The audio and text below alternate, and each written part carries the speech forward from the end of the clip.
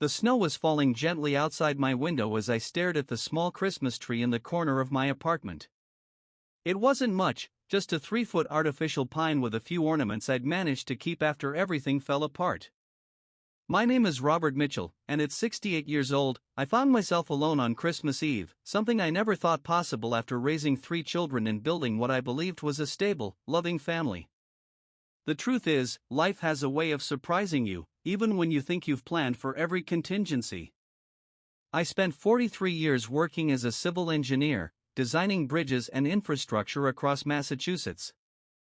I'd saved carefully, invested wisely, and made sure my late wife Sarah's medical bills didn't destroy our family's future. After she passed away from breast cancer 7 years ago, I tried to keep our family traditions alive, especially around the holidays. But things changed. They always do. My phone rang, interrupting my thoughts. It was my youngest daughter, Karen. My heart leapt with hope. Maybe she was calling to invite me over after all. "Dad?" Her voice sounded strange, slightly slurred. "We need to talk about something." "Of course, sweetheart. What's going on?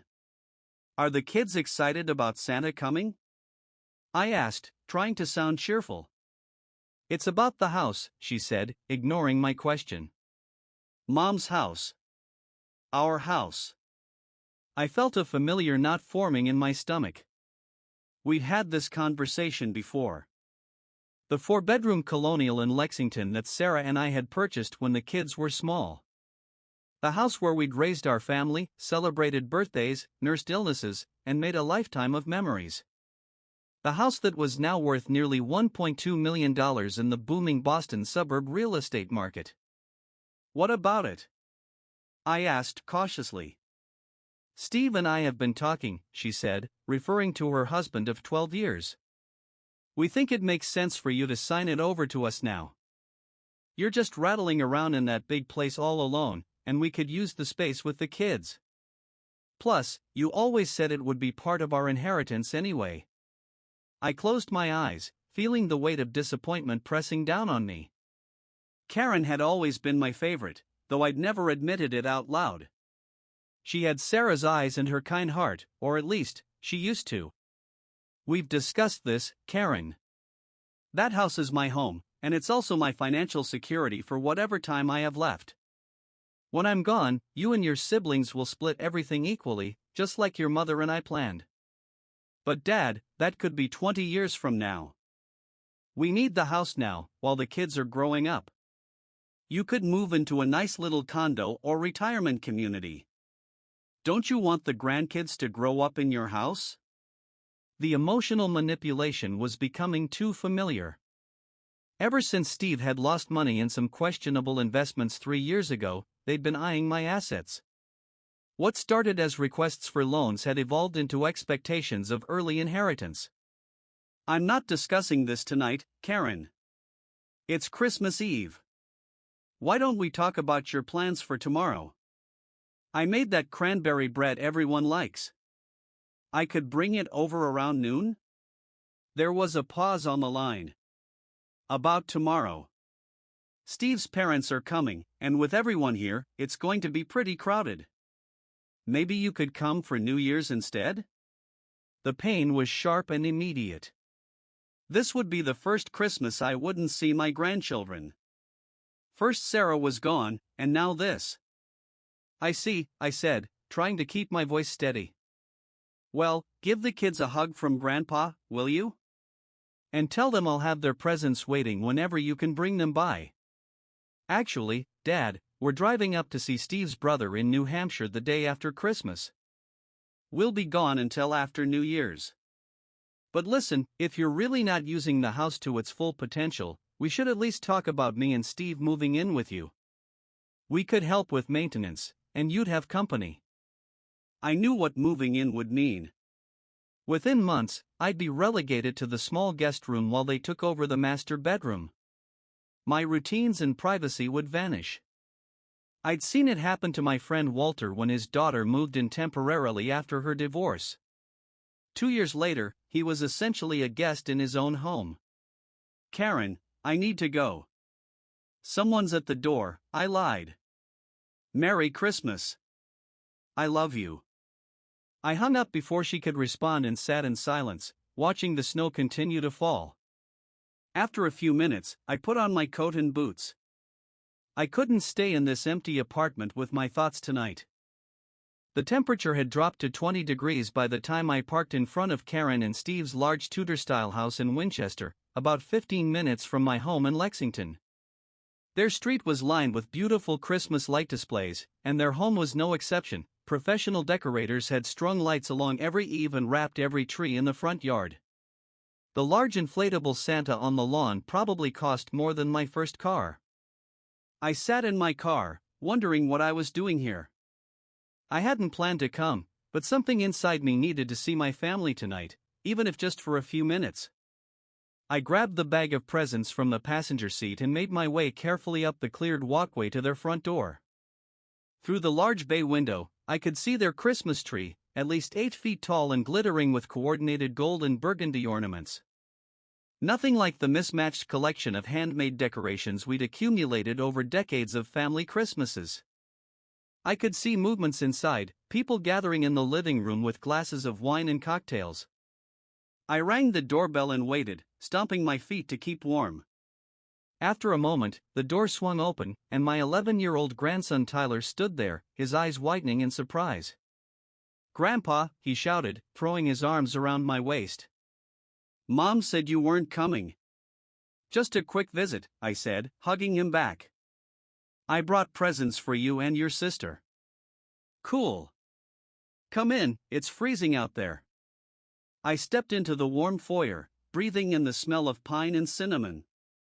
As I removed my boots, Karen appeared from the living room, a glass of red wine in her hand.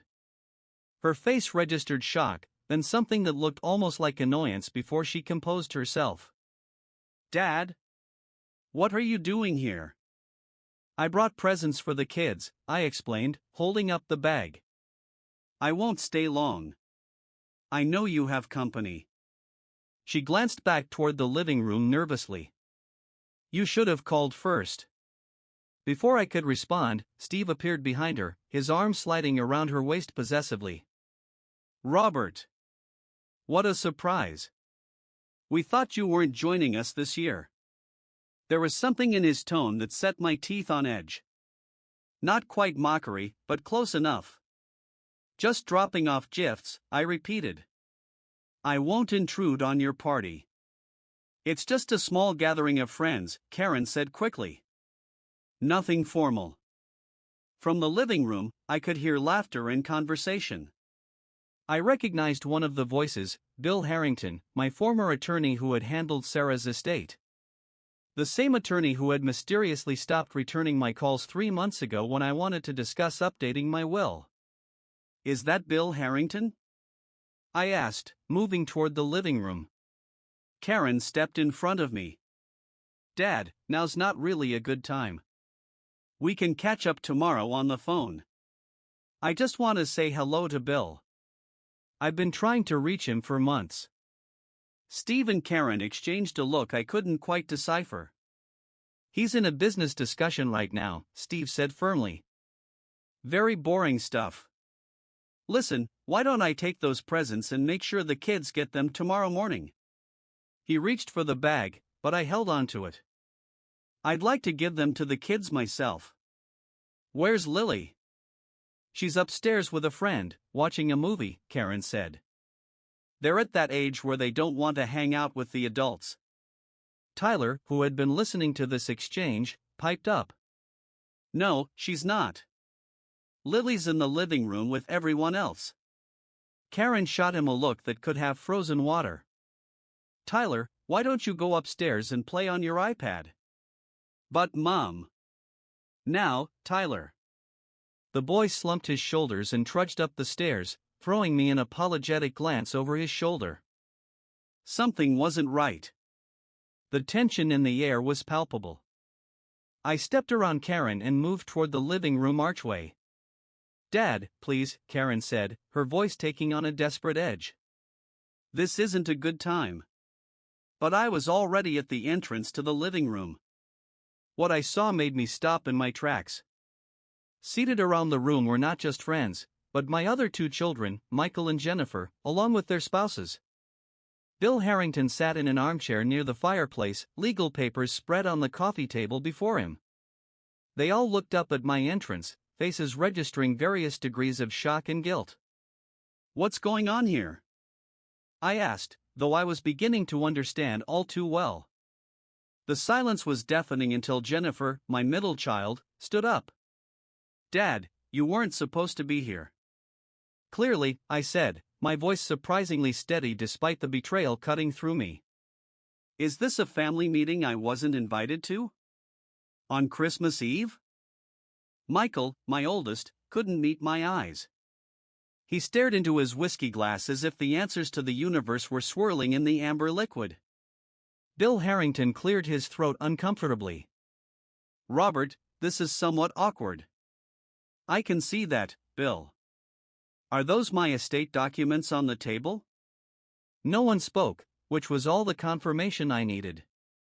"I see," I said, nodding slowly. "So this is what it's come to. Secret meetings with my attorney to discuss my estate? While I'm still very much alive?" Karen had followed me into the room, and now she tried damage control. "Dad, it's not what you think. We're just concerned about your living situation, especially after that fall you took last month." The fall she referred to had been a minor slip on a wet supermarket floor. I hadn't even bruised anything, but Karen had used it as evidence that I was becoming frail and incapable of caring for myself.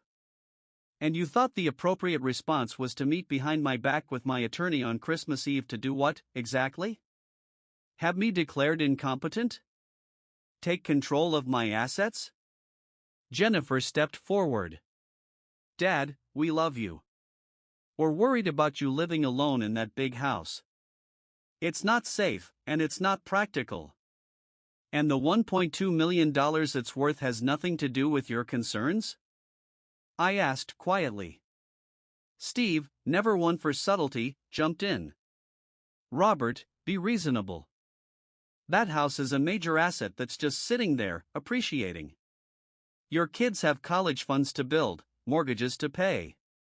Why make them wait for their inheritance when you could help them now?" I looked at each of my children's faces, searching for some sign of the values Sarah and I had tried to instill in them. The gratitude for sacrifices made. The understanding that material things weren't what mattered most. I found nothing but entitlement and poorly concealed greed. "Bill," I said, turning to my attorney, "I'm disappointed in you. I've been your client for over 30 years. He had the decency to look ashamed. They were concerned about your welfare, Robert." I agreed to discuss options. Options for what? Taking control of my house? My investments? The money I worked for decade after decade while putting 3 children through college without a penny of student loan debt? "Dad, you're overreacting," Michael finally spoke up. "No one is trying to take anything from you." I laughed, a sound without humor. "Then what are those papers on the table?" "Because they look remarkably like power of attorney documents to me." No one contradicted me. I set the bag of presents down on a side table. "I won't be staying. Merry Christmas to all of you. I hope whatever you're planning brings you the happiness you think it will."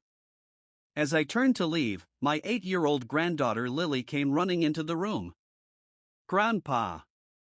You came!" She threw her arms around me, and I hugged her tightly, fighting back tears. "Just for a minute, sweetheart. I brought your present." I reached into the bag and handed her a carefully wrapped package.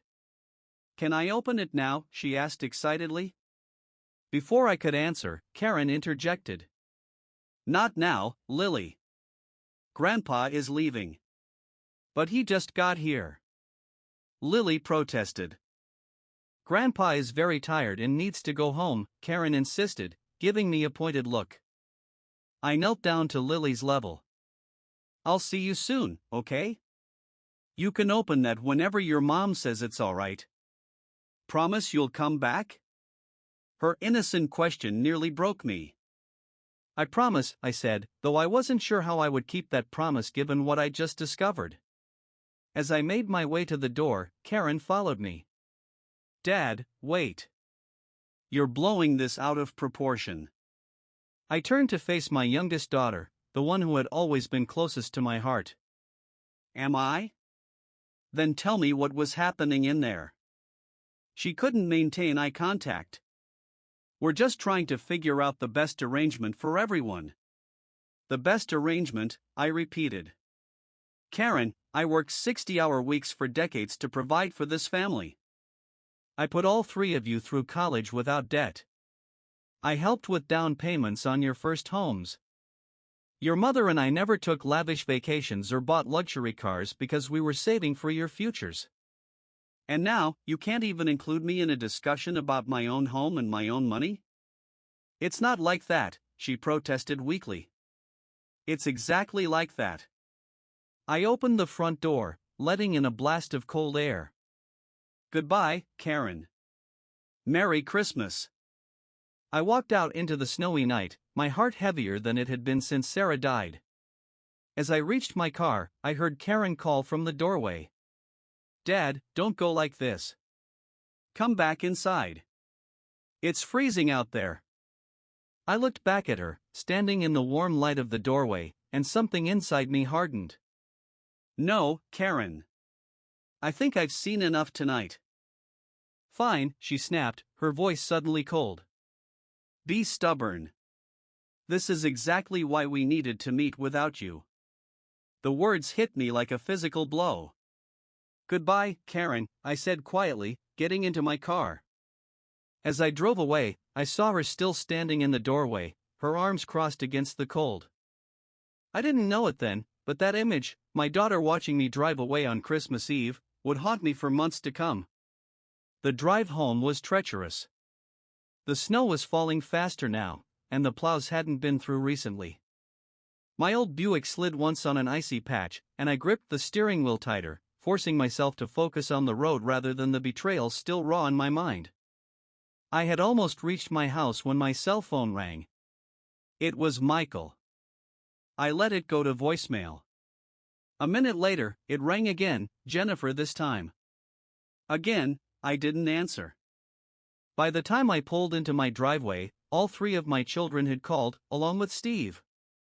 I turned the phone off and sat in the car for a moment, gathering my strength for the short walk to my front door. Inside, the house was exactly as I had left it, quiet, orderly, and filled with memories. Photos of Sarah and the kids lined the hallway. The grandfather clock she had inherited from her father ticked steadily in the living room. The Christmas tree we had always used stood in the corner, decorated with ornaments collected over a lifetime, the clay handprint Michael had made in kindergarten, the glitter-covered pinecone Jennifer had created in Girl Scouts, the hand-blown glass ball Karen had given us for our 25th anniversary. I poured myself 2 fingers of Scotch, Macallan 18, a luxury I rarely indulged in, and sat in my recliner, staring at the tree. For the first time, I allowed the tears to come. Not just for tonight's betrayal, but for everything I had lost. Sarah. The closeness I thought I had with my children. The retirement years we had planned together, which now stretched before me as a lonely path. After 2 drinks, exhaustion overtook me, and I made my way upstairs to bed. I checked that all the doors were locked, an old habit, and turned the thermostat down to 65 degrees for the night. As I climbed under the covers, I realized I hadn't checked the weather forecast. The snow had been coming down heavily when I arrived home. I made a mental note to clear the driveway first thing in the morning. Sleep came fitfully, punctuated by dreams of Sarah and happier times. In one dream, we were young again, watching the children open presents on Christmas morning, their faces alight with joy and wonder. In the dream, Sarah turned to me and said, "Remember this moment, Robert. This is what matters." I woke with tears on my pillow. The bedside clock read 2:17 a.m. when I was startled awake by a pounding on my front door. Disoriented, I fumbled for my glasses and robe. The pounding came again, more insistent this time, accompanied by the muffled sound of voices. My first thought was that something had happened to one of the grandchildren. Heart racing, I hurried downstairs, flipping on lights as I went. Through the frosted glass panels of the front door, I could make out several figures on my porch. I opened the door to find Karen, Steve, Michael, and Jennifer huddled together, snow covering their coats and hair. Their faces were tight with worry and something else, fear. "Dad, thank God," Karen said, pushing past me into the foyer. The others followed, stamping snow from their boots and shaking it from their coats. "Why haven't you been answering your phone? We've been calling for hours." "I turned it off," I said simply, closing the door against the cold. "What are you all doing here at this hour?" Michael stepped forward, his expression grim. "Dad, we need to talk to you about what happened tonight."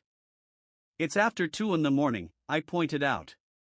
"Whatever you have to say can wait until a reasonable hour." "No, it can't," Jennifer insisted.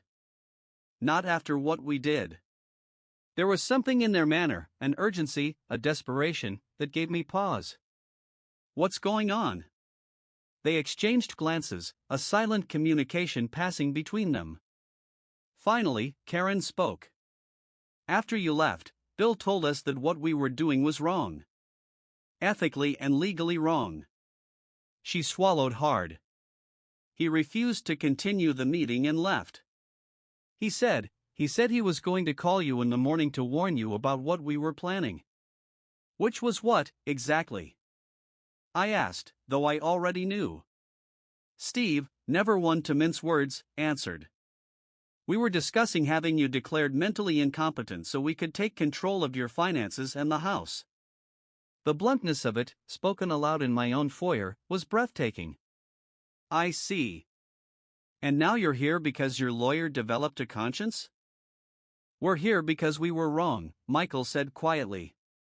"What we did, what we were planning to do, it was unforgivable. We let greed cloud our judgment," Jennifer added, tears in her eyes. "After you left, we started arguing. Michael said we were becoming monsters. I said we were acting like the entitled brats you always worried we might become despite your best efforts." "And what about you, Karen?" I asked, turning to my youngest. "What did you say?" She couldn't meet my eyes. I defended what we were doing at first. I said we deserved the house and the money after everything we'd done for you since Mom died. "Everything you'd done for me," I repeated softly. "And what exactly would that be?" The question hung in the air, unanswerable because we all knew the truth, they had done very little. Occasional Sunday dinners.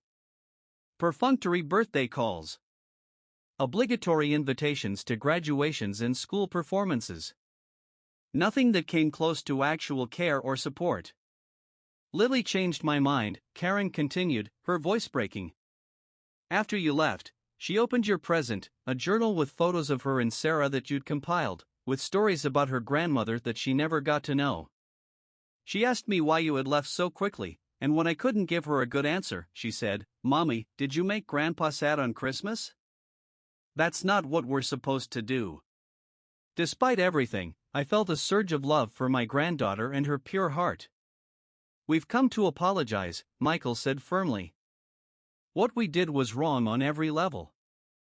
We betrayed your trust, and we betrayed the values you and Mom taught us. And we've come to make it right," Jennifer added. "Whatever that takes." I looked at each of them in turn, these adults who had once been my little children, whom I had loved unconditionally and sacrificed for without hesitation. I saw shame in their eyes, and regret, but also a glimmer of the goodness Sarah and I had tried to nurture. "It's late," I said finally. "We're all tired and emotional. Why don't we talk about this tomorrow?" "Dad," Karen said, stepping forward and taking my hand, "we don't deserve your forgiveness. What we did was terrible. But please know that we are truly, deeply sorry." I squeezed her hand gently. "It's Christmas, Karen. Go home to your children. We'll sort this out." "We can't leave until we know you don't hate us," Jennifer said, tears streaming down her face now. "I could never hate you," I told her truthfully. "I'm disappointed and hurt, but you're my children. That doesn't change." Michael, always the stoic one, was fighting back tears of his own. Dad, I don't know how we got so lost. Somehow we convinced ourselves that what we wanted was more important than what was right. Money has a way of doing that, I said. It's a lesson I hoped you'd never have to learn this way. There was an awkward silence, broken only by the ticking of Sarah's grandfather clock. Go home, I said again, gently this time. It's Christmas morning. Be with your families. We'll talk tomorrow. You are our family, Karen said fiercely. Our first family. And we almost forgot that. I nodded, too emotional to speak. One by one, they hugged me before reluctantly heading back out into the snowy night. Karen was the last to leave. Dad, she said at the door, would you please come for Christmas dinner today? The kids would love it, and so would I. No agenda, no discussions about the house or money. Just family. I hesitated, the pain still too fresh. I'll think about it. She nodded, understanding that it was the most I could offer right now. I love you, Dad. I'm so sorry. After they left, I returned to my bedroom but couldn't sleep. Instead, I sat in the chair by the window, watching the snow continue to fall, covering everything in a clean, white blanket. There was something fitting about it, nature's way of offering a fresh start. Around dawn, I heard my phone buzz with an incoming text. I had turned it back on before going upstairs. It was from Karen. Merry Christmas, Dad. Whatever you decide about today, please know that I'm committed to earning back your trust. I love you. I set the phone down without replying. The hurt was still too raw, the betrayal too fresh. But as I watched the sunrise painting the snow-covered yard in shades of pink and gold, I felt something shift inside me. Not forgiveness, that would take time, but perhaps the beginning of a path toward it. Sarah would want me to find a way forward. She had always been the one to push for reconciliation in family disputes, to look for the good in others even when they failed to see it in themselves. People make mistakes, Robert, she would say. It's how they respond to those mistakes that shows their true character. My children had made a terrible mistake. But they had also recognized it, owned it, and come to me in the middle of a snowstorm to make amends. That counted for something. I picked up my phone and typed a reply to Karen, Merry Christmas. What time is dinner? Her response came seconds later, 2 p.m. Thank you, Dad. You won't regret it. I wasn't so sure about that. Trust, once broken, is not easily repaired. But as I showered and dressed, I decided that giving them a chance to try was the right thing to do, for them, for me, and for the grandchildren who deserved to grow up in a family that knew how to forgive. By noon, the snow had stopped, and the plows had cleared the main roads. I carefully packed the cranberry bread I had baked the day before, along with a few more presents I had been saving for the grandchildren. Before leaving, I took a moment to look at the photo of Sarah on my bedside table. Wish me luck, I whispered to her smiling face. I'm trying to do what you would do. The drive to Karen's house was easier than the night before, though still slow going on the side streets. As I pulled up to the curb, I saw Tyler and Lily watching for me from the bay window. They waved excitedly when they spotted my car, then disappeared from view. Seconds later, they burst through the front door and ran down the walkway to meet me. Grandpa! You came! Lily shouted, throwing her arms around my waist as I stepped out of the car. I promised I would see you soon, didn't I? I reminded her, hugging her back. Tyler, trying to act more grown-up but failing to hide his excitement, grabbed the bags from the passenger seat. Mom's been cooking all morning. She made your favorite apple pie. With the crumble topping? I asked, knowing it was the recipe Sarah had passed down to Karen years ago. Yeah, and she kept saying it had to be perfect, Lily reported. As we approached the house, Karen appeared in the doorway. She looked tired. I doubted she had slept much, but her smile was genuine. Merry Christmas, Dad, she said, embracing me tightly.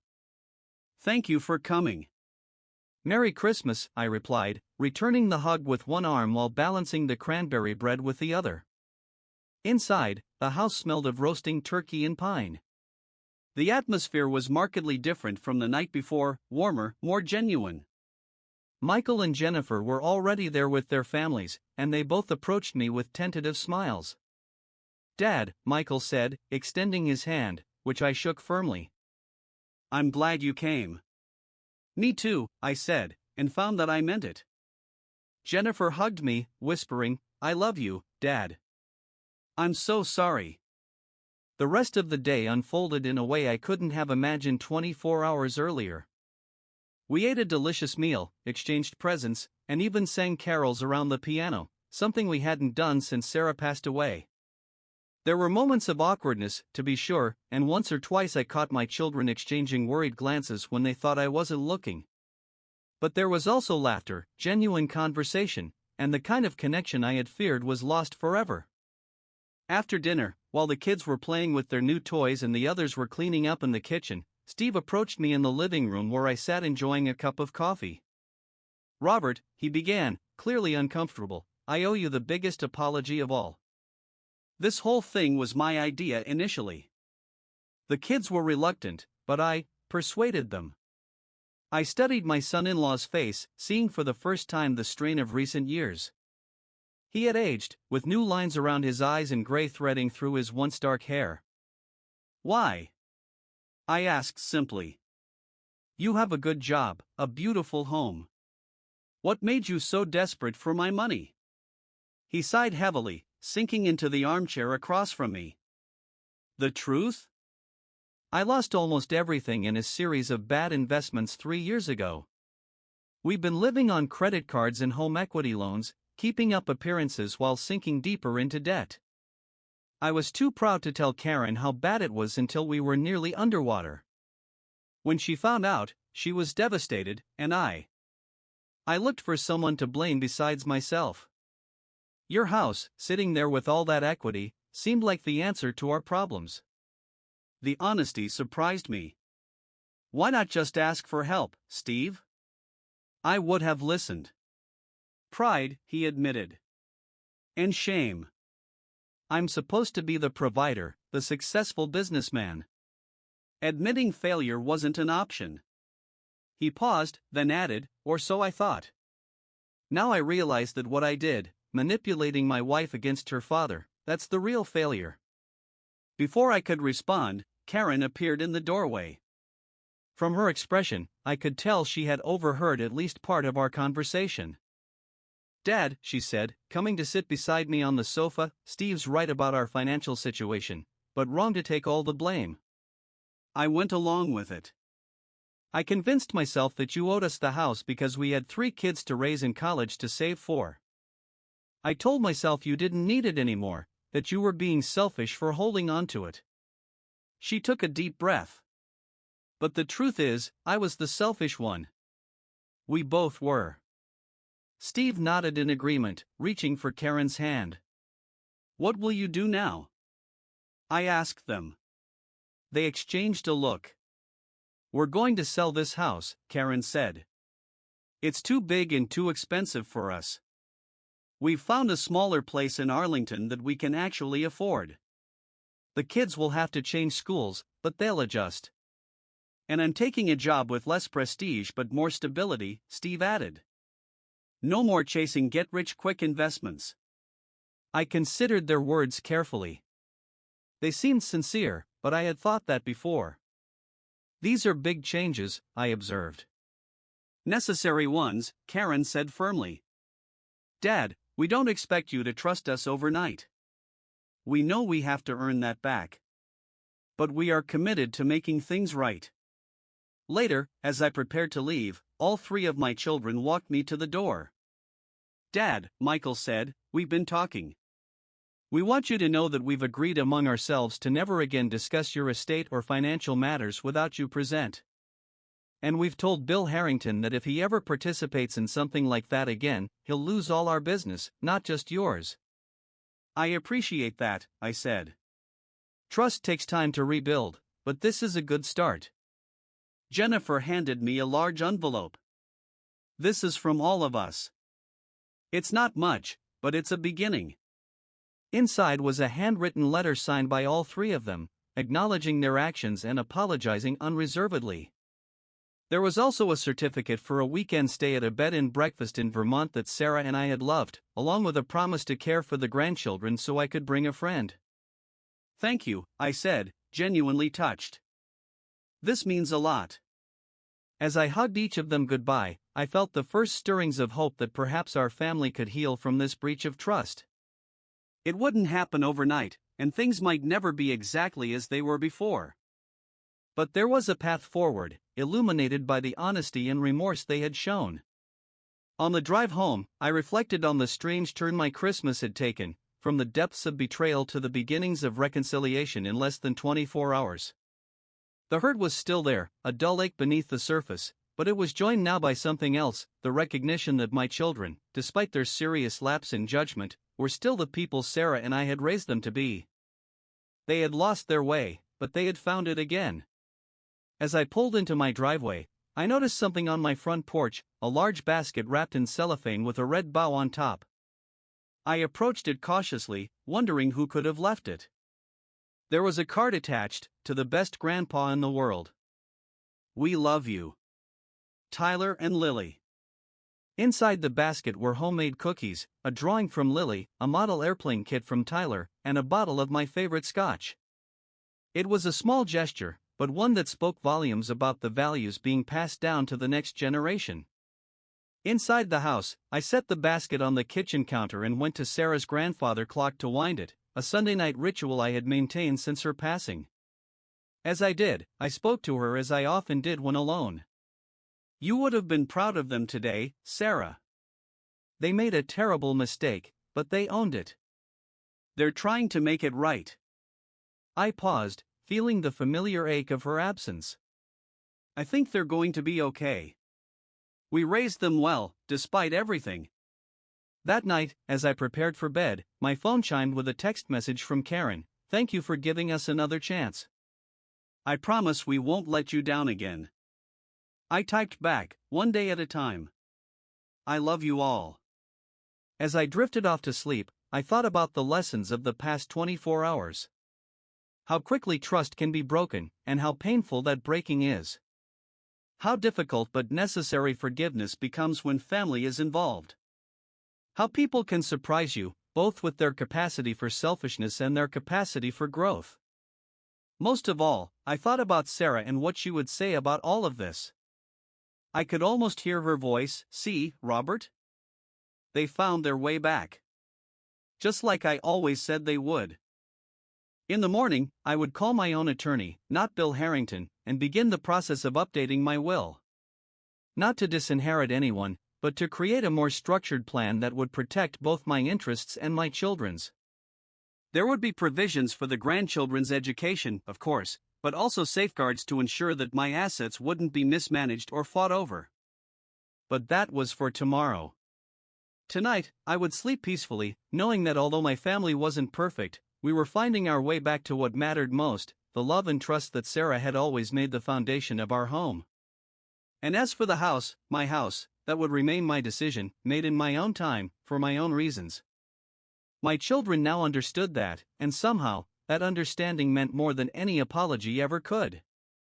If you like this story, please like this video, subscribe to the channel, and share your impressions of this story in the comments. To listen to the next story, click on the box on the left.